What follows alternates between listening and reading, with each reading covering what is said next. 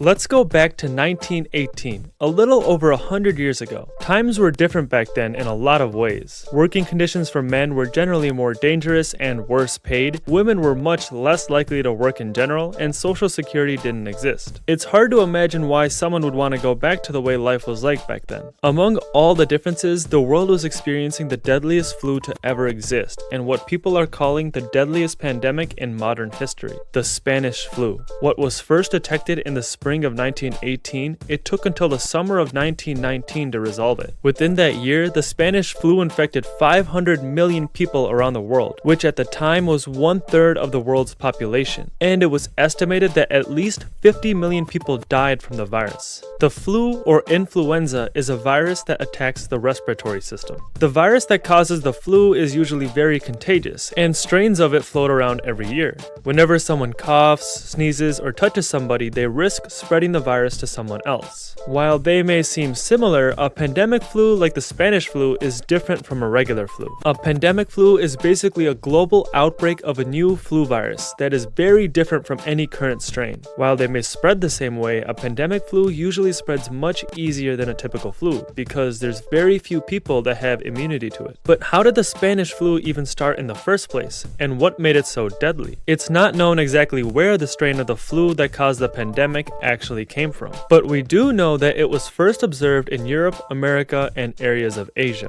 Now that might come at a surprise. I mean, if it didn't originate in Spain, why do we call it the Spanish flu? Well, it didn't start there, but Spain was hit hard by the disease, and most of the European countries at the time were subject to wartime news blackouts. Oh yeah, I forgot to mention, we were also in the middle of World War I. Most of the countries at the time would block out any bad news to increase morale, but Spain made their cases of the flu known to the world, leading to the name the Spanish flu. Many people believe that being in a war was a major contributor to the rapid spread of the virus. Infected soldiers spread the disease to other camps across the country and spread it overseas. Soldiers were increasing the spread of the virus exponentially. Quarantine? Psh, we got a war to win, are you kidding me? On top of all the differences we already mentioned, back in 1918, there was no such thing as the influenza vaccine. It wasn't until 1940 when the first flu vaccine appeared in America. Now, some of you may be thinking, oh, what's the big deal? I never get a flu shot anyway. But you might have a different opinion if you were to actually get the flu. Without a vaccine, there weren't that many options to prevent people from getting the virus. It's pretty similar to what we're seeing with the coronavirus at the time of this video. People were ordered to wear masks, avoid shaking hands, and communities were being quarantined.